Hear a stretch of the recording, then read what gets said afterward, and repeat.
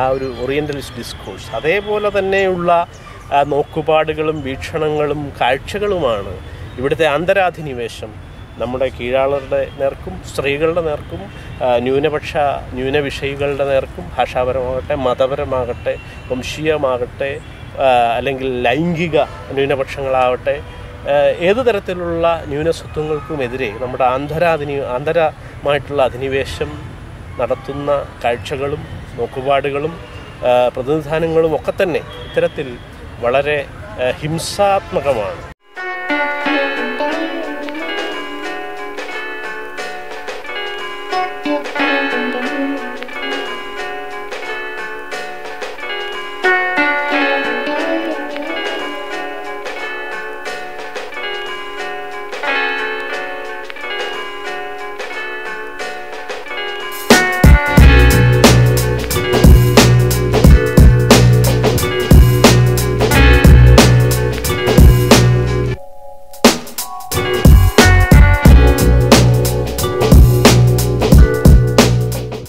നമ്മുടെ popular cinema എടുത്തു കഴിഞ്ഞാൽ അടുത്ത കാലത്ത് വളരെയധികം ഹിറ്റായിട്ടുള്ള സാങ്കേതിക വൈഭവം തികഞ്ഞിരിക്കുന്ന എന്ന് ആഘോഷിക്കുന്ന ഒരു സിനിമയാണ് ഉറുമി എന്ന് പറയുന്ന സിനിമ. ഒരു ഛായാഗ്രാഹകൻ, ഒരു വലിയ ടെക്നീഷ്യനാണ്, വളരെ പ്രതിഭയുള്ള ഒരു ടെക്നീഷ്യൻ, ഒരു സിനിമാറ്റോഗ്രാഫർ സന്തോഷ് ശിവൻ്റെ സിനിമയാണ്. സന്തോഷ് ശിവൻ്റെ ഒരു സിനിമ നമുക്കറിയാം, അത് പിന്നെ അനന്തഭദ്രം എന്ന് പറയുന്ന ഒരു സിനിമ നമുക്കറിയാം. വേറൊരു ചിത്രമാണിപ്പോൾ അടുത്ത കാലത്ത് ഹിറ്റായിട്ടുള്ള ഉറുമി. അതിൽ എങ്ങനെയാണ് ഒരു ന്യൂനസ്വത്വത്തെ പ്രതിനിധാനം ചെയ്തിരിക്കുന്നത് നമ്മൾ നോക്കിയാൽ അറിയാം.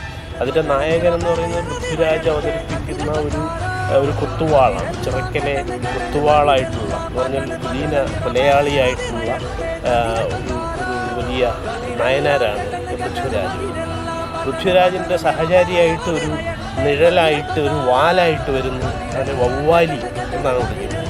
യഥാർത്ഥത്തിൽ ആരാണ് ഈ വവ്വാലി? ആ ഒരു പ്രതിനിധാന കഥാപാത്രത്തെ നമ്മളെടുത്ത് വിശകലനം ചെയ്താൽ ആരാണ് ഈ വവ്വാലി? യഥാർത്ഥത്തിൽ വാസ്കോഡഗാമയെയും മകനെയും കൊല്ലുന്നതായിട്ടും അവരെ ആക്രമിച്ച് മുറിപ്പെടുത്തുന്നതായിട്ടും കൈയരിയുന്നതായിട്ടൊക്കെയാണ് ആ ചിത്രം കാണിക്കുന്നത്. ചരിത്രവിരുദ്ധമാണെന്ന് നമുക്കറിയാം. വാസ്കോഡഗാമയെ അങ്ങനെ ഇവിടെ ആരും കൊല്ലുകയോ കൊല്ലാക്കൊല ചെയ്യുകയോ മകനെ കൊല്ലുകയോ ഒന്നും ചെയ്തിട്ടില്ല. പക്ഷേ ഇതിനുള്ളിൽ കാണിക്കുന്ന സംഭവത്തിൽ ഈ വലിയ നായകൻ്റെ, ഈ വീരനായകൻ്റെ വാലായിട്ട് നിഴലായി നടക്കുന്ന ഈ വവ്വാലി, ആരാണ് ഈ വവ്വാലി? യഥാർത്ഥത്തിൽ പോർച്ചുഗീസുകാരോട് പോരാടി വീരമൃത്യു വരിക്കുകയും തലമുറകളായി പോർച്ചുഗീസ് അധിനിവേശ വെസ്റ്റേൺ പാശ്ചാത്യ കൊളോണിയൽ ശക്തികളെ ചെറുക്കുകയും ചെയ്തത് കുഞ്ഞാലി മരക്കാർ കുടുംബത്തിൽപ്പെട്ട നിരവധിയായിട്ടുള്ള പോരാളികളാണ്. അപ്പോൾ അവരെക്കുറിച്ചുള്ള ഒരു പരാമർശം പോലും ഇല്ലാത്ത ഒരു നായനാരുടെ ഒരു വീരചരിതം അവതരിപ്പിക്കുകയും അവൻ്റെ ഒരു വാലായിട്ട് ഒരു വവ്വാലി അവതരിപ്പിക്കുന്നു. അപ്പോൾ യഥാർത്ഥത്തിൽ കുഞ്ഞാലിയാണ് ഈ വവ്വാലി. കുഞ്ഞാലി മരക്കാരെയാണ് ഈ വാലും തലയും ഇല്ലാത്ത ഒരു പേക്കോലമായിട്ട് നായനാരുടെ ഒരു ഒരു ഒരു ഒരു നിഴലായിട്ട് അവതരിപ്പിക്കുന്ന ഈ വവ്വാലി എന്ന്.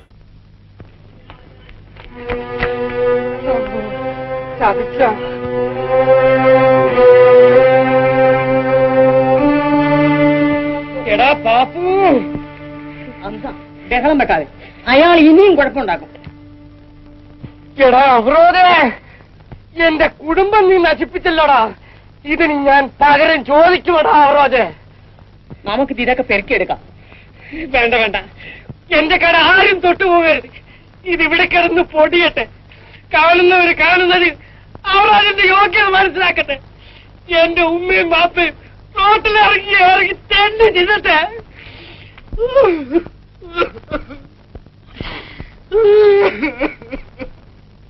നമ്മൾ മലയാള സിനിമ ഹിസ്റ്ററിയുടെ കൊച്ചി മുസ്ലിം റെപ്രസെൻറ്റേഷൻ്റെ ഹിസ്റ്ററി നോക്കുകയാണെങ്കിൽ അതിൽ ആദ്യം ഞാൻ സൂചിച്ച ഒരു 50s and 60s up to 70s ഒരു പക്ഷേ എന്താ പറയുക ഒരു രീതിയിലുള്ള ഒരു ഓതൻറ്റിസിറ്റിയുടെയും വർക്കിംഗ് ക്ലാസ് ക്യാരക്ടറുള്ള ഒരു റെപ്രസെൻറ്റേഷൻസിൻ്റെ കേന്ദ്രമായിരുന്നു കൊച്ചി. സ്ഥലം എന്നുള്ളതായിരിക്കും, ക്യാരക്ടേഴ്സിനായിരിക്കും.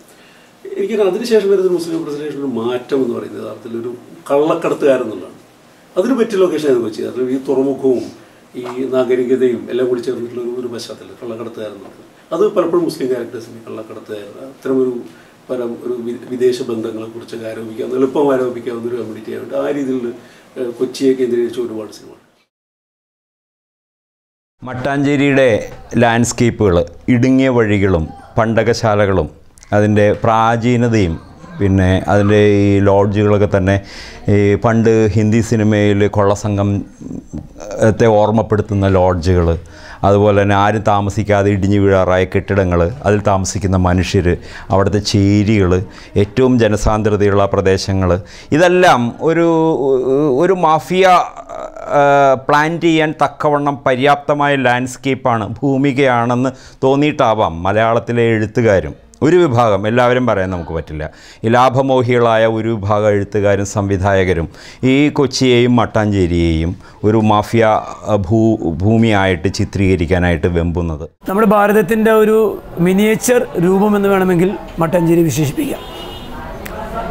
എല്ലാ സംസ്കാരങ്ങളുടെയും ഇഴകിച്ചേരൽ മട്ടാഞ്ചേരിയുടെ ഒരു മുഖമുദ്രയായിട്ട് നമുക്ക് ചൂണ്ടിക്കാണിക്കുവാൻ ഒരുപാട് ചരിത്ര സ്മാരകങ്ങൾ മട്ടാഞ്ചേരിയിൽ ഇന്നും അവശേഷിക്കുന്നുണ്ട്.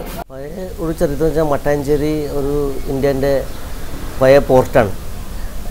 14ാം നൂറ്റാണ്ട് മുതൽ ഇവിടെ ഈ കടൽ മാർഗമായിട്ട് മട്ടാഞ്ചേരിയിലെ വ്യാപാരം വാണിജ്യ വ്യവസായമായിട്ട് പോർച്ചുഗീസ്,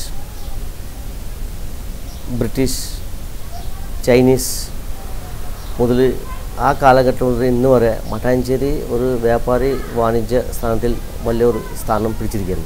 സാമ്പത്തികം കുറച്ച് ബുദ്ധിമുട്ടുള്ള ഒരു സ്ഥലം ആയതുകൊണ്ട് അവർ അത്ര മോശമായിട്ട് പല ഫിലിമിലെ മട്ടാഞ്ചേരിനെ ചിത്രീകരിച്ചിട്ടുണ്ട്. അത് 100% തെറ്റാണ്. തോണിപ്പണിയായിരുന്നില്ല പറ്റി കുട്ടിക്കാൻ, എന്നാൽ അയാൾക്കാണ് തോണിയും എല്ലാം കൂടുതൽ. തൊഴിലാളികളെല്ലാം ഇതിൻ്റെ നമ്മളെ എല്ലാവരും അതിൽ തന്നെയായിരുന്നു. അന്നത്തെ പേര് കേട്ട ആളാണല്ലോ, ആദ്യം അവാർഡ് മേടിച്ച ആളാണല്ലോ ഇന്ത്യയിൽ. പി.കെ. പരീക്കുട്ടി, നീലക്കുയില്. നിർമ്മാതാവും കൂടിയാണ്. ഈ പ്രദേശത്തെ എല്ലാ ആൾക്കാരും അടങ്ങിയിട്ടുള്ളതാണത്. ഏറ്റവും നല്ല കഥാകൃത്ത് ഖാലിദ്, ഏറ്റവും നല്ല നിർമ്മാതാവ് പി.കെ. പരീക്കുട്ടി. ഇങ്ങനെയുള്ള പല പല പേരുള്ള പ്രദേശമാണിത്. ഐക്യമുണ്ട്, ഇപ്പോഴും എതിർപ്പൊന്നുമില്ല. രാഷ്ട്രീയപരമായിട്ട് എതിർപ്പ് വേറെ, ഇവിടെ അങ്ങനെ തമ്മിലടിയൊന്നുമില്ല. രാഷ്ട്രീയം വേറെ. ലക്കും ദീനിക്കും വലിയ ദീനെന്ന് ഖുർആനിൽ പറഞ്ഞ പോലെ, അവനിക്ക് അവൻ്റെ ദീൻ എനിക്ക് എൻ്റെ ദീൻ എന്ന് പറഞ്ഞ പോലെ, അവനിക്ക് അവരുടെ രാഷ്ട്രീയം, നമുക്ക് നമ്മുടെ രാഷ്ട്രീയം. മട്ടാഞ്ചേരി എന്ന പ്രദേശത്തെ പറ്റി ഇപ്പോൾ ഒരു സൂപ്പർ സ്റ്റാറുകളുടെ സിനിമയിൽ വരുന്നത് മുഴുവനും ഗുണ്ടകളുടെ നാട്, സ്ഥലം, ഏരിയ എന്നുള്ള ആ ഒരു ഇതിലാണ് ഇപ്പോൾ ചിത്രീകരിച്ച് കാണുന്നത്. ഇപ്പോൾ ഉള്ള തലമുറ വിദ്യാഭ്യാസമുള്ള തലമുറയാണ്. പക്ഷേ ഇപ്പോഴുള്ള സിനിമകൾ കാണുന്നതിനോട് അതിൻ്റേതായിട്ടുള്ളൊരു പ്രത്യാഘാതം വന്നു ചേരുന്നത്, എന്തിന് ഞങ്ങൾ വിദ്യാഭ്യാസത്തിന് പോകണം, ഞങ്ങൾക്കും ഇതോടുകൂടി ഇങ്ങനെയെല്ലാം ജീവിച്ചാൽ നന്നായിട്ടെന്നല്ല അടിച്ചു പൊളിച്ച് ജീവിക്കാൻ പറ്റുമല്ലോ എന്നുള്ള ചിന്താഗതി നമ്മളെ കുട്ടികളുടെ മനസ്സിൽ ഉരുത്തിരിഞ്ഞിട്ടുണ്ടെങ്കിൽ അതിന് കാരണം ഈ ഇങ്ങനെ വരുന്ന സിനിമകളാണ് ശരിക്കും പറഞ്ഞാൽ. അപ്പോൾ അതിന് എന്തെങ്കിലും തടസ്സം ചെയ്തേ പറ്റൂ.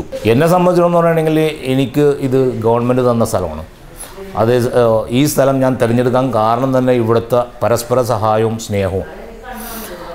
ഇതിനേക്കാൾ മെച്ചപ്പെട്ട സ്ഥലത്ത്, അതായത് നല്ല പോഷ് ഏരിയ എന്ന് പറയാൻ, അവിടെയും എനിക്ക് സ്ഥലം ഓഫർ ചെയ്തിട്ടുണ്ടായിരുന്നു. പക്ഷേ ഞാൻ സെലക്ട് ചെയ്തത് ഇവിടെയാണ്. നാടിനു വേണ്ടി നാടിനു വേണ്ടി നാടിനു വേണ്ടി നാടിനു വേണ്ടി ജീവൻ നൽകാൻ പോയവരെ, നായകരെ, പടനായകരെ, ആയിരമായിരം ഓശാന, നിങ്ങൾക്കായിരമായിരം ഓശാന. നാടിനു വേണ്ടി നാടിനു വേണ്ടി നാടിനു വേണ്ടി നാടിനു വേണ്ടി ജീവൻ നൽകാൻ പോയവരെ, നായകരെ, പടനായകരെ, ആയിരമായിരം ഓശാന, നിങ്ങൾക്കായിരമായിരം ഓശാന. പക്ഷേ മട്ടാഞ്ചേരിയെ ചിത്രീകരിച്ച് മാധ്യമങ്ങളും ചില ജനങ്ങളും ചിത്രീകരിച്ച് കാണിക്കുന്നത് വേറെ രൂപത്തിലാണ്. ഈ സിനിമകൾ ഇപ്പോൾ സിനിമ കൊട്ടേഷൻ സിനിമയാണ് എടുത്തുകൊണ്ടിരിക്കുന്നത്. ഫോർട്ട് കൊച്ചി ഇപ്പം മട്ടാഞ്ചേരി ഫോർട്ട് കൊച്ചി രണ്ടും രണ്ടാണ്. പൊതുവേ പറഞ്ഞു മട്ടാഞ്ചേരി പൊതുവേ പറഞ്ഞു, പക്ഷേ ഫോർട്ട് കൊച്ചിക്ക് പ്രത്യേക പരിഗണനയുണ്ട്. ബാങ്കിലിപ്പം നമ്മൾ ബാങ്കിൽ ചെല്ലണം നോട്ടിക്കും ലോൺ എടുക്കും, എന്തെങ്കിലും എടുക്കാൻ തരുന്നെങ്കിൽ മട്ടാഞ്ചേരിക്കാണെങ്കിൽ കിട്ടില്ല, ഫോർട്ട് കൊച്ചിക്ക് കിട്ടില്ല. അങ്ങനെ പറഞ്ഞു എന്നോട് ഫോർട്ട് കൊച്ചിക്കാണെങ്കിൽ സ്ഥലമാണ്. അപ്പോൾ എന്താണെന്ന് പറഞ്ഞാൽ കൊട്ടേഷൻ്റെ ആ സ്വഭാവത്തിലാണ് ഈ മാധ്യമങ്ങളുടെ പ്രചാരണം അങ്ങനെ വരാൻ കാരണം. പക്ഷെ അതിൻ്റെ കാരണം നമ്മളെന്ന് പറഞ്ഞാൽ നമ്മളത് പ്രതികരിക്കണമല്ലോ. ഇവിടെ ഇപ്പോൾ സിനിമ ഒന്നെടുക്കുമ്പോൾ ചില ആൾക്കാർ അതിനുള്ള സ്ഥലം അനുവദിച്ചു കൊടുക്കും. സ്ഥലം അനുവദിച്ചു കൊടുക്കുമ്പോൾ കുറേ ആൾക്കാർ അതിനെ ചുമട്ടുകാർ വന്നിട്ട് അതിൻ്റെ കാശ് മേടിക്കും. മനസ്സിലായി? പക്ഷെ ഇതെന്താണ് എടുക്കുന്നത്, ആരെ പറ്റിയാണ് എടുക്കുന്നത്, എന്തിനാണ് എടുക്കണമെന്ന് ചോദിക്കില്ല. അവർക്ക് തൽക്കാലം കാശ് കിട്ടിയാൽ മതി. അങ്ങനെ ഇപ്പോൾ നടന്നുകൊണ്ടിരിക്കുന്നുണ്ട്. ഇപ്പോൾ അങ്ങനെയാണ്.